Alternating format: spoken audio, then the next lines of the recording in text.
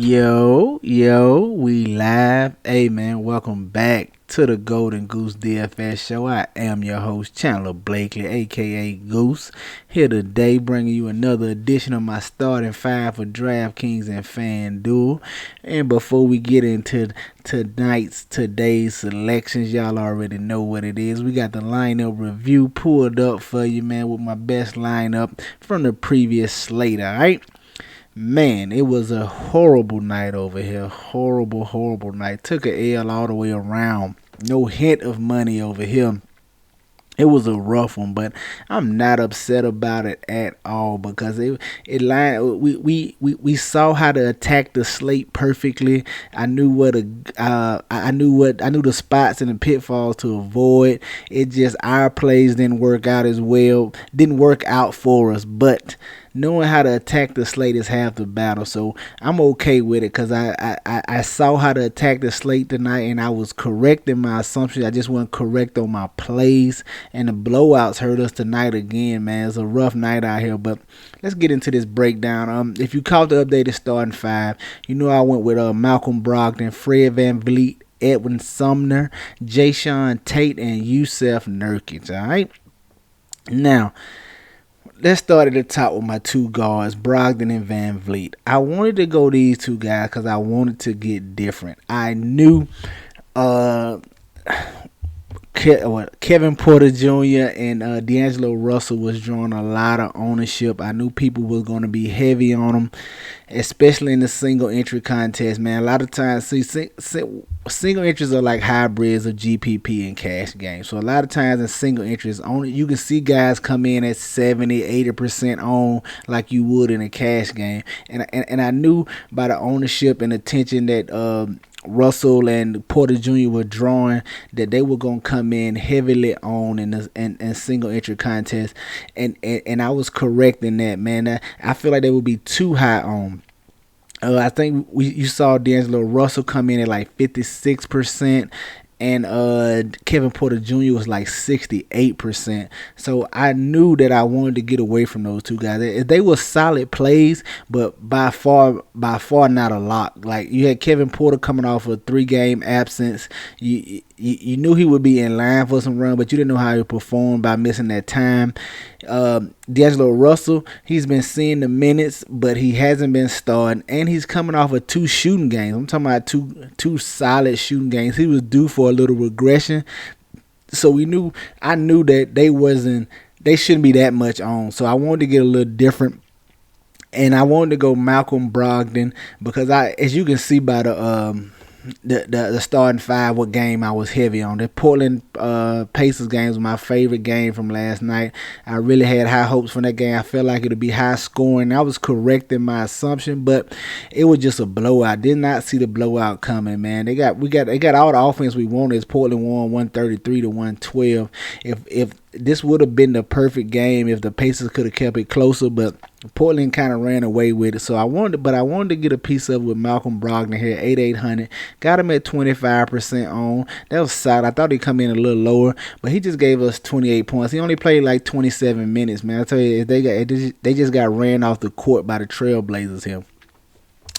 At the shooting guard spot, I wanted to just trying to get different, like I said, from Porter and D'Angelo Russell. I wanted to go Fred VanVleet. I liked the 7,900 price tag on him.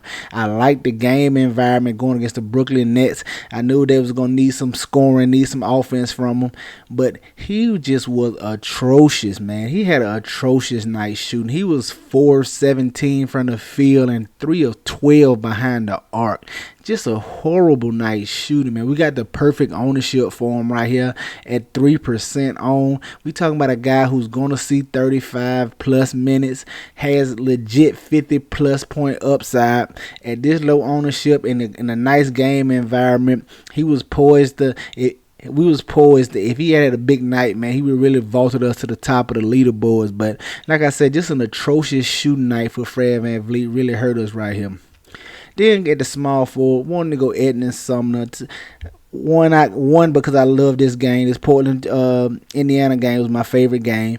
And two, I knew I had got different enough with Brogdon and Van Vliet. I was okay coming back to a little chalk right here. Edmund Sumner at 4K. We knew he was going to be a little chalky, but we liked the value on him here. We liked the price tag on him. And like I said, I love the game environment. He came in at 50% on, only gave us 11 fantasy points. Another guy that was just held back by the blowout. Didn't give us any closing run, anything like that. Really failed for us right here, but there's nothing you can do about a blowout. You can't predict them. You just got to roll with the punching, all right? Power forward in the starting five, Jayshawn Tate, by far my best player of the starting five. Got him at 6% ownership. I thought he would come in a lot higher as I figured everyone would be all over this Minnesota-Houston game. But, it makes sense. A lot of people probably went to Jaylen Brown at the small forward and things of that nature. So, I love this ownership. Got him at 6% at 6,100. He gave us a nice, solid performance. Right at 39 DK points, man. Pushing 7-8x right here. You always like that for your players. And then rounding out my starting five at the center, staying in that same game. Yusuf Nurkic, the price is still too low on him. 34% on. I felt like he should have been higher than that. I didn't care what the ownership was on him. I was going to go to him, and he was poised to deliver a big one for us, man. He gave us 34 DK points in 20 minutes. If the game is close and he see his full 30 minutes, 32 minutes, he's going to lay a 50 burger on us, man. But like I said, the blowouts just held us back tonight. Rounding out the lineup, another piece, just a salary save I needed right here. Jalen McDaniels. I felt like he'd be a little chalky. Another guy, he's not like a must-have. He's a guy that can easily fail for you, as you see right here. But we needed the value. We figured he would get the minutes. Got him at 19% ownership. He didn't deliver for us. Didn't give us anything with 11 fantasy points. Then finishing at the bottom, Evan Fournier in the starting lineup against OKC. I knew he with no Jason Tatum, no Kemba Walker. Him getting the start. He's a shooter. He likes to shoot. So I figured him and Jaylen Brown would take most of the shots, where Marcus Smart kind of did what he does, play defense and facilitate a little bit with him starting at the point guard. So I like the Evan Fournier right here. I knew some usage would be freed up and some shot opportunities for him.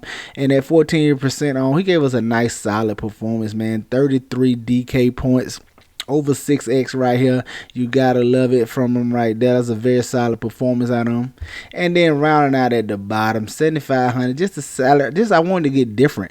We figured this Minnesota Houston game was gonna be. We knew it was one of the highest totals on the slate. We figured it to be a high scoring, up and down game. And those are the type of games you want to take shooters in. So I took a chance with Anthony Edwards right here. As you know, he's a guy who's gonna get up a lot of shots.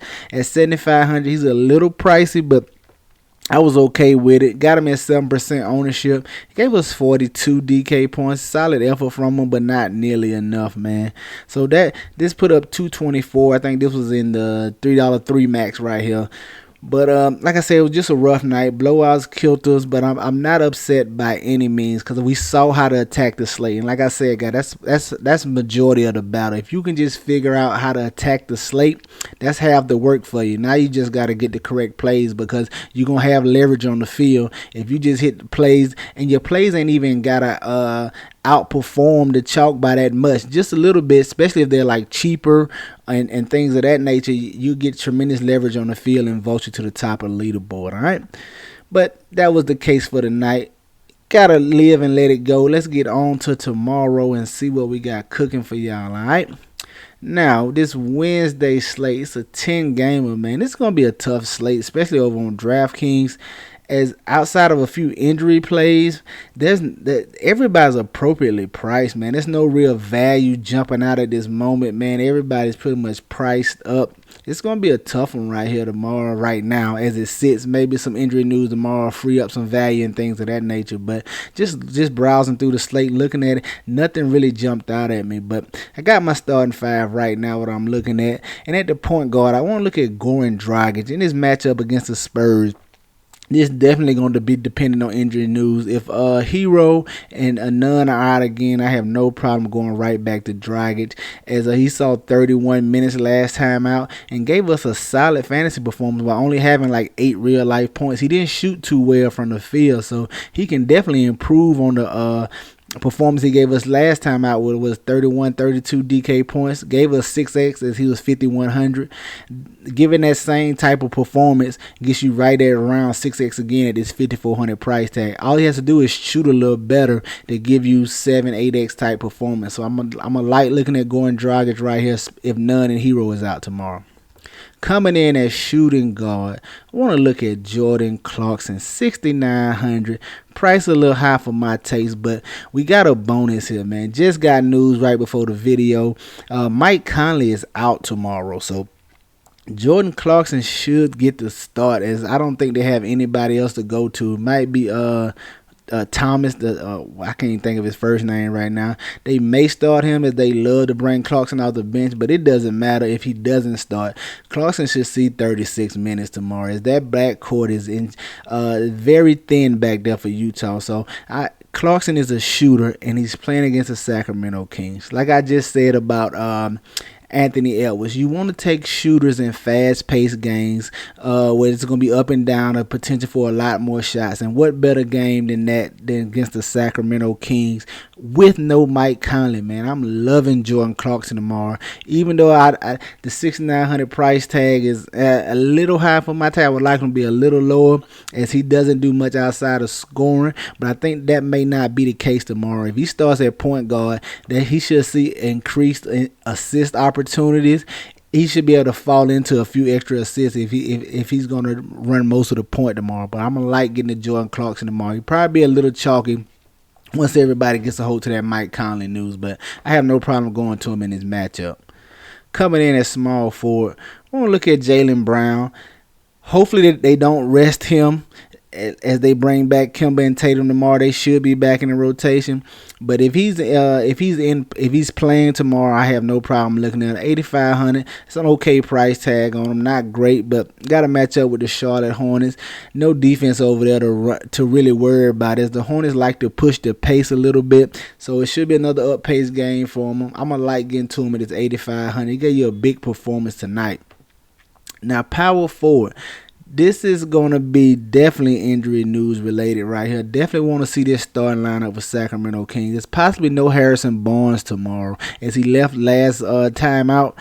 I don't know what the Sacramento Kings are going to do with their starting lineup. Do they bring Wright in and let Halliburton run the 2 and go Healed at the 3 and Harkless at the 4, or however they may do it. They may start Metu at the 4, who knows, but either way, whether he starts or not, he should be in for increased minutes with no if Harrison Barnes sits out. So I'm taking a look at Metu right here. I'm thinking they're gonna start him tomorrow, but they could neglect to go small. It's rough right now. Definitely just going to have to pay attention to that injury news. But I like Metu whether he starts or not, as he should see increased minutes with no Harrison Barnes.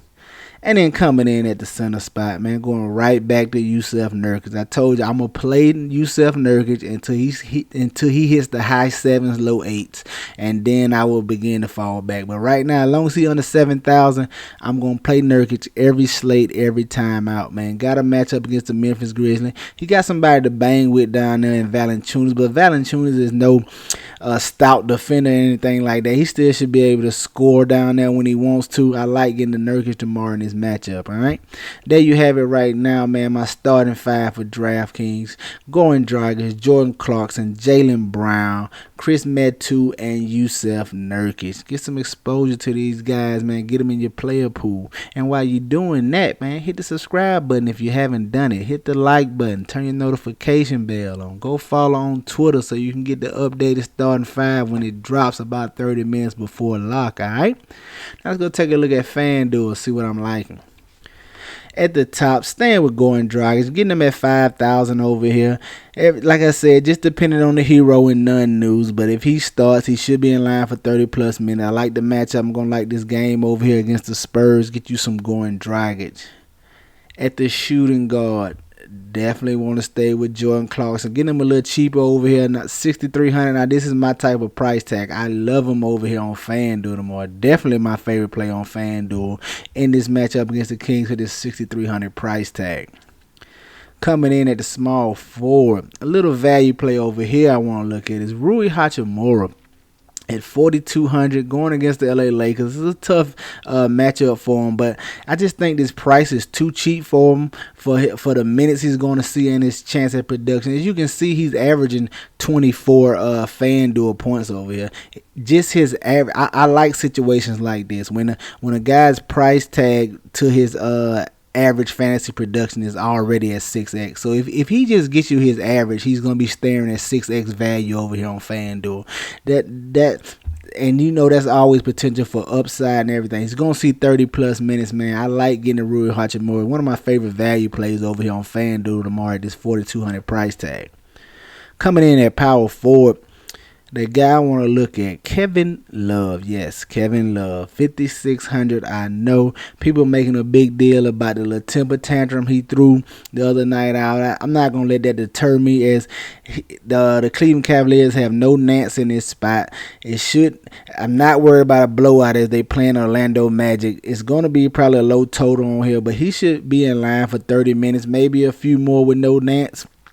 And I think everybody making a big deal about the tantrum he threw is going to motivate him to come out and really try to play tomorrow. So I know it's like a little narrative thing. You don't really want to get into that, but sometimes it helps. Sometimes it works to include those type of things. And I think this is one of those situations, especially since everybody making a big deal about it. And I love the price tag on 5,600. I'm going to like into some Kevin Love tomorrow. And coming in at center, man, Steven Adams questionable. If he's out, I think we definitely can go back to Willie Hernangomez at 4,300. Gave us a solid, produced for us last time out when Adams set, so he should be in line for that same type role. And I see no reason for him to change that, especially going against the Denver Nuggets right here. Get you some Willie Hernangomez, all right? That's going to do it for us over here on FanDuel. The starting five, Goran Dragic, Jordan Clarkson, Rui Hachimura, Kevin Love, and Willie Hernangomez. You already know, man. Get some exposure to these guys. Keep your eyes and ears open for that injury news tomorrow. That's going to do it for us here today, man. Y'all know the motto, chances make champions. Y'all green up, man. I see y'all tomorrow, all right? Let's go.